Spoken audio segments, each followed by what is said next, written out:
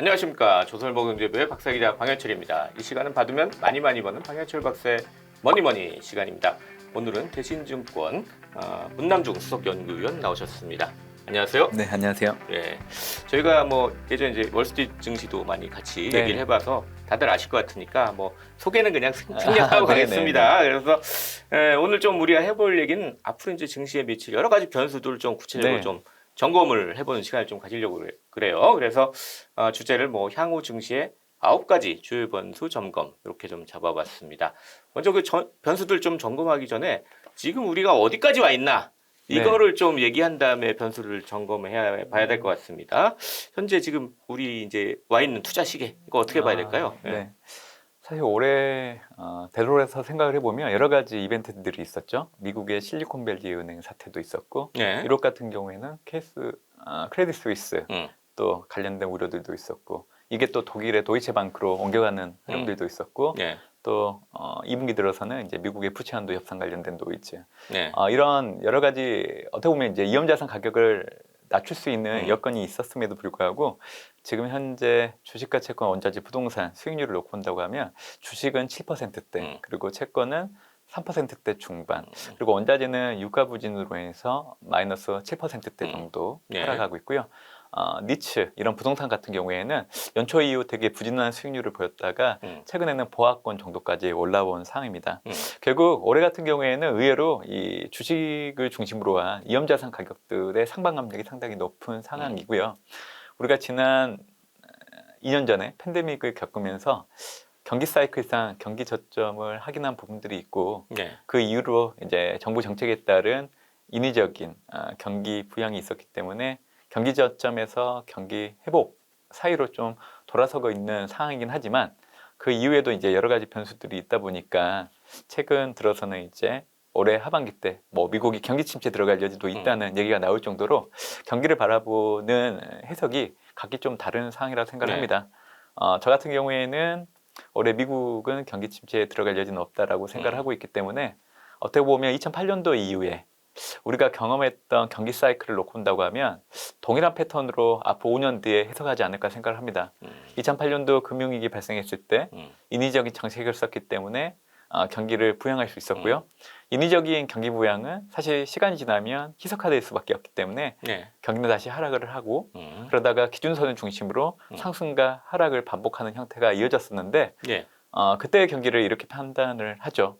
2008년도 이후 미국은 경기 확장 국면에 있었다라고 저는 동일하게 판단합니다. 팬데믹 이후에 과거 금융위기보다 3배 이상 되는 돈을 풀었고 이에 따라서 인위적인 경기 상승이 있었고 그러고 나서 그 효과가 소멸되면서 기준선을 중심으로 등락을 하고 있는 상황인데 앞으로 5년 뒤에도 동일하게 미국은 경기 확장 국면에 있었구나라고 평가하지 않을까 생각합니다. 그래서 저는 올해 같은 경우에는 상반기가 어떻게 보면 이제 심리 측면에서 놓고 본다고 하면 오락가락하는 형태, 그러니까 앞으로의 어떤 향방에 대해서 명확한 가이드가 없기 때문에 불확실성이 좀 상승하는 구간이지만 올해 하반기 정도 되면 큰 틀에서 보면 금리 인상 중단이라는 이 사이클을 맞이하는 구간이기 때문에 금융여건 긴축 완화를 바탕으로 위험자산 가격들이 좀 안정을 되찾는 구간으로 도래하지 않을까 좀 보고 있기 때문에 올해 2분기는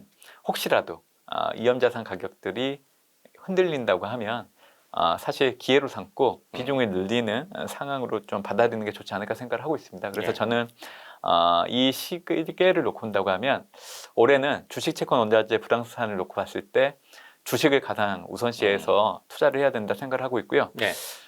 글로벌 경기가 지금 수축 국면에 있는 건 맞기 때문에 시간이 지날수록 금리 물가는 떨어질 수밖에 없습니다. 이 얘기는 뭐냐면 채권 수익률이 올라갈 수 있다는 거죠. 그래서 올해는 좀 독특하게 채권과 주식이 모두 주식, 채권 다 좋은 해가 될 수 상승할 수 있다. 있는 그런 한 해가 되지 않을까라고 예측을 하고 있습니다. 이제 그런 이제 큰 그림 아래에서 이제 변수를 하나하나 짚어보겠습니다. 첫 번째 이제 세계 경제 전망입니다. 여기 좀 시각이 좀 바뀌고 있어요? 네, 저는 바뀌고 있다고 생각을 하고 있는데 일부에서는 경기가 좀 좋아지지 않는 그림으로 갈 수도 있다는 얘기를 아무래도 올해 1분기 때 발생한 이 은행권 불안으로 인해서 신용 건색이 좀 확대될 여지가 있기 때문에 그런 해석들을 하시는 의견들이 좀 있는 걸로 알고 있습니다. 근데 저는 이제 경제라는 부분을 염두에 둘 때 월간 발표되는 지표 결과에 일희일비하기보다는 결국에는 실질 GDP를 기준으로 했을 때 이게 보통 한 분기 정도 뒤늦게 발표가 되잖아요. 그러니까 예를 들자면 지난해 4분기 GDP는 올해 1분기 때 발표되고 그렇죠. 올해 예. 1분기 GDP는 2분기에 2분기 발표되는 나오고, 것처럼 예. 지금 발표되고 있는 실질 GDP를 놓고 본다고 하면 사실 예상보다 좀 잘 나오고 있는 그림이거든요. 실질적으로 지난해 11월이 어떻게 보면 글로벌 경기를 바라보는 가장 부정적인 시각이 만연했을 때라고 생각을 해요. 네. 그때 글로벌 경기를 2% 정도 추정을 했었죠. 음. 근데 이라는 숫자는 경기 침체 경계 수준에 진입하기 가늠자로 보는 숫자거든요. 이라는 숫자가. 근데 올해 2분기를 놓고 봤을 때 글로벌 경제 성장에 대한 전망치를 2.8까지 올렸잖아요. 네. 그러니까 지난해 11월과 올해 2분기를 놓고 봤을 때 경제 성장률에 대한 전망이 이렇게 높아진 걸 보면 사실 올해 남아있는 기간 동안에 경기에 대한 시각을 네. 보수적으로 가지고 갈 필요는 없다라고 생각을 합니다. 그래서 저는 경기에 대한 시각들이 하반기로 갈수록 상향 조정될 여지가 있다고 보고 있기 때문에 네. 저는 리스크온을 뒷받침하는 한 요인이 되지 않을까라고 얘기를 드리고 있죠. 그래서 이 불안 요인이 은행 산업 네. 이제 있잖아요. 그 두 번째 변수로는 이제 글로벌 은행 산업 어떻게 될 것이냐. 요거 한번 짚어보죠. 대출 증가율은 보수적으로 바뀔 여지가 상당히 높죠. 그러다 보니까 사실은 은행 산업을 놓고 봤을 때 올해 2분기를 기준으로 님, ROE 이런 지표들이 둔화될 여지가 상당히 많습니다. 근데 그 중심에는 아무래도 미국의 중소형 은행들이 주도할 여지가 있다고 보고 있기 때문에 네. 올해 금융권을 놓고 봤을 때 은행 실적들은 시간이 지날수록 좋은 그림으로 가진 않을 거예요. 근데 반대로 미국의 대형 은행들 같은 경우에는 중소형 은행에 있었던 자금들이 대형 은행으로 옮겨가고 또 대출을 받으려고 했던 주체들 역시 금리의 차이는 좀 있지만 이왕이면 안전한 곳을 좀 찾으려고 하는 성향이 높아질 수 있기 때문에 저는 반대로 미국 대형주들의 실적은 좀 무난한 선방하는 모습들을 나타낼 걸 좀 보고 있기 때문에 예. 이거를 증시에서 어떤 솔루션을 찾는다고 하면 미국 대형 금융주들은 앞으로 좀 올라갈 여지는 있고 미국의 중소형 은행들 주가는 좀 지지부진하게 흘러갈 여지는 있다라고 생각을 하고 있고요. 중요한 거는 유동성과 자산 건전성을 강화할 수 있는 정부 정책 규제가 강화되는 부분들을 초점에 놓는다고 하면 아무래도 중장기적으로 보면 이 은행권의 투명성이 높아지는 부분들이 증시에는 긍정적으로 작용할 여지는 높지 않을까 저는 생각을 하고 있습니다. 예. 세 번째 변수는 인플레이션이에요. 물론 이제 미국 같은 경우에 이제 피크를 찍고 쭉 내려가는 모습이지만 유럽은 아직도 조금 계속되는 네. 그런 모습이란 말이에요. 주요국 인플레이션 어떻게 될 것인가. 세 번째 변수 짚어보죠. 네. 지난해 하반기 이후 주요국들의 물가 지표들은 사실 오름폭을 줄여나가고 있는 게 맞아요. 그렇기 때문에 미국이나 유럽 같은 경우에는 올해 상반기, 유럽 같은 경우에는 좀 늦어지게 되면 올해 3분기 정도 되면 네. 금리 인상을 중단하고 사실 그 기조로 계속 유지하는 형태로 갈 여지는 있다고 생각합니다. 유럽 같은 경우에는 사실 ECB가 금리 인상 속도 조절을 하고 싶은 마음은 있지만 근원 소비자 물가가 예상보다 높게 나오는 게 매월 발표되는 물가를 통해서 나타나다 보니까 그거를 이제 단항하지 못하는 흐름들이 있는데 유럽은 다른 국가와 달리 에너지 가격이 하향 안정화를 보일 경우 네. 이게 실물 경제에 반영되는 시차가 좀 긴 편에 들어가는 대표적인 국가다 보니까 올해 1분기 때는 근원 소비자 물가가 약간 튀는 모습들이 확인됐었지만 올해 네. 2분기 때 발표되는 근원 소비자 물가 같은 경우에는 오름폭을 줄여나갈 여지가 상당히 높기 때문에 저는 ECB가 앞으로 한 25pp 정도에서 50pp 정도 금리를 올리게 된다고 하면 금리 인상을 중단하고 그 기조를 유지하는 형태로 가지 않을까 생각을 합니다. 중국 같은 경우에는 다른 국가와 좀 달라요. 물가가 계속 올라가는 대표적인 국가이긴 하는데 그 수준이 미미하거나 높지가 않아서 중국 같은 경우에는 앞으로 25pp 정도 지준율을 인하할 여지도 있다라고 생각을 하고 있고요. 네. 일본 같은 경우에는 사실 임금보다는 물가를 중시하는 기조로 바뀌면서 올해 하반기 정도 되면 YCC 수익률 곡선과 관련된 통제 이런 부분들을 미세하게 조정할 여지가 높지 않을까라고 생각을 합니다. 그래서 통화정책 사실 물가와 연결되는 부분들이 있는데 지금 현재 일본 같은 경우에도 마음으로는 통화 정책에 대한 변화를 좀 주고 싶은 마음들은 있지만 일단 물가를 좀 주시하고 있는 것 같아요. 그래서 새로운 총재 역시 4월 BOJ의 통화 정책을 통해서 현재 물가 수준을 고려하면서 현재 기조를 계속 유지한다는 얘기를 좀 언급을 했기 때문에 이런 부분들을 각 국가별 통화 정책을 염두에 둘 때 눈여겨봐야 되는 부분이지 않을까 생각하고 있습니다. 예. 네 번째 변수 미국 통화 정책 전망 여기부터 좀 약간 속도를 올려보죠. 여기 네네네. 뭐 많이 우리가 다룬 내용이니까 네, 뭐 맞습니다. 금리 인상 중단 쪽으로 가는 것 같고요. 예. 미국의 통화 정책은 올해 2월 근원 PC 그리고 3월 PC를 통해서 정책 금리를 하회하는 물가지표 결과치가 나왔기 때문에 네. 연준은 이미 금리 인상을 하지 않아도 되는 음. 명분을 가진 상황입니다. 네. 다만 파월 연준 의장이 계속 발언을 염두에 둔다고 하면 앞으로 물가에 대한 경직성에 대한 부분들에서 경계를 해야 된다는 얘기를 계속 하고 있거든요. 그렇기 때문에 시장 예상과 달리 25pp 정도 더 올리고 최종 정책 금리는 5.5 정도 수준으로 해서 6월 달에 금리 인상을 중단하는 형태로 가지 않을까 좀 예상을 해보고 있는 상황입니다. 한 번 더 올리는 리스크만 감안하면 되겠다. 네네. 이렇게 하고 정리해서 가고요. 다섯 번째 변수 바이든 경제팀의 정책 방향인데요. 네. 이건 뭐 이슈가 뭐가 있을까요? 사실 내년도 미국 대선을 앞두고 바이든 대통령 입장에서는 재선을 해야 되는 상황이기 때문에 이왕이면 미국 경제를 안정적으로 유지하고 싶은 생각들이 상당히 많을 겁니다. 네. 그렇기 때문에 올해 들어서 경제팀 수장들을 다 바꿨죠. 그래서 국가경제위원회 브레이너드 위원장 연준에서 일을 할 때 온건 비둘기파의 대표적인 인물이었기 그렇죠. 예. 때문에 어떻게 보면 이제 경기 부양을 위한 쪽에 무게를 둘 여지가 있고요. 그리고 이제 경제자문위원회 번스타인 위원장 역시 중도 진보 경제학파 소속 대표적인 인물로서 돈을 풀면서 경기 부양하는 쪽에 상당히 관심이 있는 인물이기 때문에 내년 대선 이전까지는 이 두 인물이 만났기 때문에 재정정책 측면에서는 경기 부양과 경제법 이행을 강화할 거로 좀 보고 있고요. 통화정책은 어차피 뭐 6월 달에 금리를 조금 올린다고 하더라도 금리 인상 중단이라는 이 기착점은 동일하기 때문에 네.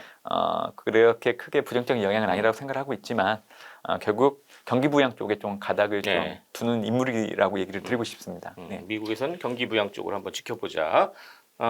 여섯 번째 이슈는 미국 반도체 정책 전망입니다. 이 우리나라와도 상당히 관련 있잖아요. 네. 사실 미국이 자국 내 반도체 생산을 유치하기 위한 정책들을 지난해 7월 달부터 계속 꺼내들고 있기 때문에 네. 미국을 놓고 본다고 하면 앞으로 제조업 기반이 강화되는 부분들이 경제가 좋아지는 그림으로 가는데 초석이 될 수 있다고 생각을 합니다. 근데 미국은 세계 경제, 세계 증시의 표본이기 때문에 미국 경제와 미국 증시가 좋아지는 그림이라고 하면 다른 타 국가들 역시 수혜를 받을 수 있기 때문에 저는 부정적으로 해석하지 않고요. 지난해 하반기 때 미국 같은 경우에는 2천억 달러 정도 되는 투자 유치를 했고요. 올해 같은 경우에는 그 규모가 더 늘어날 여지가 있다라고 생각을 하고 있습니다. 예. 그래서 미국 반도체 정책이 강화될수록 한편으로 생각해 볼 수 있는 부분들은 중국의 반도체 자립에 도달하는 시간이 계속 늦춰질 여지가 있다. 왜냐하면 중국 같은 경우에는 반도체 자립과 관련된 수치를 놓고 온다고 하면 16%로 여전히 낮고요. 대부분의 중요한 장비들을 수입에 의존을 하고 그렇죠. 있기 때문에 예. 중국 같은 경우에는 반도체 자립에 상당한 시간이 더 걸리는데 영향을 줄 수도 있다는 거. 그리고 실질적으로 지금 올해 미국 증시 흐름을 보면요. S&P 500 지수 수익률보다는 이 필라델피아 반도체 지수 수익률이 네. 상당히 높게 나오고 AI 있기 관련 때문에 반도체 네. 이슈 때문에 그렇죠. 네, 예. 그렇기 때문에 아무래도 이제 반도체 관련된 지수가 좋게 가게 된다고 하면 한국과 대만 같은 반도체 국가 역시 증시가 좀 영향을 받을 여지는 있다라고 생각을 하고 있습니다. 네. 일곱 번째 변수는 중국 경제 리오프닝입니다. 근데 리오프닝 되면 되게 좋을 줄 알았는데 생각보다 이렇게 영향이 좀 네. 적은 것 같아요. 이게 그래도 이제 하반기에는 좀 영향이 좀 있겠죠? 네, 사실 중국 리오프닝과 관련된 뭐 관심들은 지난해 11월 달 친인 정책 규제 폐지를 중국 정부가 발언을 하면서 기대를 하게 만든 부분들이 있는데요.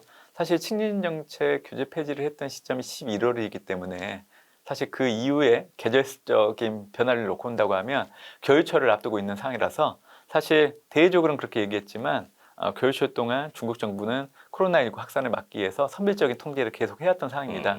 그리고 양해가 끝나는 그 이후부터 사실은 이제 코로나19 확산세가 정점을 있고 둔화되는 그 기간이었기 때문에 리오프닝과 관련된 사실 경제에 미치는 이 시너지는 올해 2분기부터 들어오기 때문에 그렇군요. 그래서 예.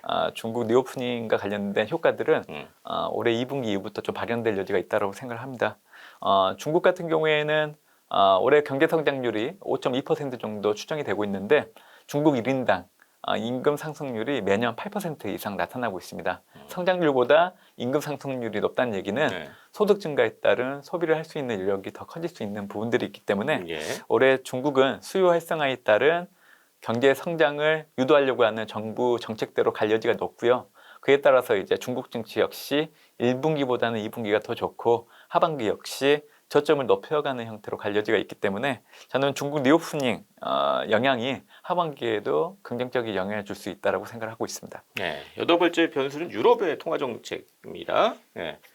어떻게 봐야 되죠? 네. 사실 ECB도 올해 상반기 때 금리 인상을 중단하면 좋겠지만 그 가능성이 좀 떨어지는 부분들이 있어서 늦어져도 한 3분기 정도 좀 금리 인상을 중단하는 형태로 가지 않을까 생각을 하고 있는데요. 그래도 다행인 거는 이 에너지 가격을 놓고 봤을 때 러시아 우크라이나 전쟁 이전 수준까지 내려왔다는 겁니다. 겨울철 유럽 정부는 에너지난에 따른 부정적인 영향력을 줄이기 위해서 에너지를 저감하기 위한 노력들을 많이 했고요. 또 재정적인 지원들도 많이 했었고 그러다 보니까 에너지 충격에 의외로 유럽 경제가 견고한 모습을 보였던 게 지금까지 모습이었습니다. 그렇기 때문에 20 역시 통화 정책이 어떻게 보면 안화적인 형태로 바뀌는 부분들 또 어떻게 보면 이제 미국 다음으로 또 경제를 볼 때 한 축이 또 유럽 경제이기 때문에 네. 유럽 경제가 안정적으로 가고 있다는 이런 어떤 방향성 자체는 글로벌 경제 그리고 글로벌 증시에는 좀 긍정적인 영향을 주는 요인이지 않을까 생각을 하고 있습니다. 예. 아홉 번째 이제 일본 얘기입니다. 일본은행 신임 총재 취임 이후에 통화 정책 방향인데요. 이게 우리나라도 이제 관련이 있을 수 있으니까 어떻게 봐야 될지 한번 점검해 보겠습니다. 네. 일본은 사실 이제 다른 나라와 달리 완화적인 통화 정책을 고수했던 대표적인 국가였다가 지난해 12월 달에 이제 긴축적인 정책 전환에 대한 시그널을 던지면서 좀 관심을 받게 된 상황입니다. 올해 같은 경우에는 4월 달에 총재가 바뀌면서 그 가능성이 훨씬 더 높아졌고요. 중요한 거는 초안화적인 통화 정책을 계속 고수하다 보니까 부패가 발생하기 시작을 했죠.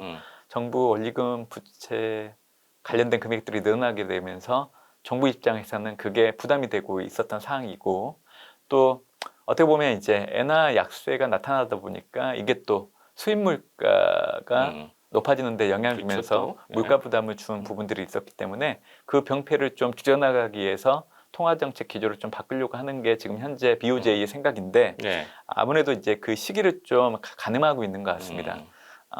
우선적으로 올해 하반기 때 YCC 정책을 좀 미세하게 조정을 해 나가면서 네. 시장에게는 내년도 금리 인상과 같은 통화 정책 전환을 좀 염두에 두고 좀 가이던스를 던져주는 형태로 좀 갈 걸로 좀 보고 있기 때문에 이 부분이 사실은 이제 증시에 미치는 영향력은 사실 중립 정도 되는 영향이라고 생각을 하고 있어서 이런 변수 역시 좀 챙겨봐야 되기 때문에 얘기를 좀 드렸습니다. 네. 네. 자, 이렇게 해서 아홉 가지 이제 주요 변수들 다 점검해 봤는데요. 마지막으로 이제 중요한 건 투자 전략이잖아요. 네. 이런 상황에서 투자 전략 어떻게 펴야 되는지 요걸 가지고 이제 마무리를 해보겠습니다. 네, 올해는 정책 금리를 하회하는 물가 지표가 계속 유지된다고 하면 사실 리스크온 심리가 상당히 높아질 여지가 있기 때문에 해당되는 증시는 상방 압력이 상당히 높아질 여지가 있습니다. 그래서 저는 이 얘기를 드릴 때 시시정책 금리가 양액값으로 전환됐다는 부분을 주목을 해야 된다는 얘기를 드리고 있고 이런 국면 하에서는 사실 신흥국가 성장주가 주가 측면에서 정해상관 관계를 항상 보여왔던 게 과거의 패턴이었습니다. 그래서 어떻게 보면 시시정책 금리가 양액값으로 전환된 구간에서는 신흥국 그리고 성장주 중심으로 투자를 해야 되는데 올해 같은 경우에는 미국이 3월달 헤드라인 소비자 물가가 5% 아래로 내려오면서 신흥 증시의 강도가 높아질 수 있는 환경이 마련되고 있는 부분들이 있고요. 네. 또 성장주 같은 경우에는 금리 물가가 계속 떨어지는 형태이기 때문에 할인율 축소에 대한 기대가 높아질 수 있는 부분들 그리고 내년도 미국 대선을 앞두고 경기 부양 또 경제법 이행을 강화하는 형태가 나타날 것으로 좀 보고 있기 때문에 저는 앞으로 하반기 때 투자처를 찾는다고 하면 선택과 집중을 해야 되는데 그 큰 범주가 신흥국가 성장주가 되지 않을까 예상을 하고 있습니다. 예. 자, 이렇게 해서 오늘은 문남중 대신증권 수석연구위원과 함께 향후 증시의 9가지 주요 변수들을 짚어보는 시간을 가졌습니다. 마지막으로 이제 저희 시청자, 구독자 여러분께 짧게 마무리 인사 부탁드리겠습니다. 네, 올해 하반기는 상반기와 달리 투자자들 입장에서 심리가 좀 혼돈될 수 있는 투자 환경은 분명히 있다고 생각을 하고 있기 때문에 저는 두 가지 방패, 첫 번째는 물가, 시장금리, 그리고 연준의 통화긴축, 중단이라는 이 선계 조건이 달성되는 부분들, 그리고 시세정책금리가 양행감으로 전환된 이 부분이 올해 하반기 증시의 방패가 되어줄 수 있다고 좀 보고 있기 때문에 하반기에는 좀 금심과 걱정을 좀 덜 수 있는 그런 기간이 되지 않을까 예상을 하고 있습니다. 네, 감사합니다. 지금까지 대신증권의 문남중 수석연구위원, 그리고 저는 조선일보 경제부의 박사기자 방현철이었습니다. 그럼 다음 시간에 또 뵙도록 하겠습니다. 감사합니다.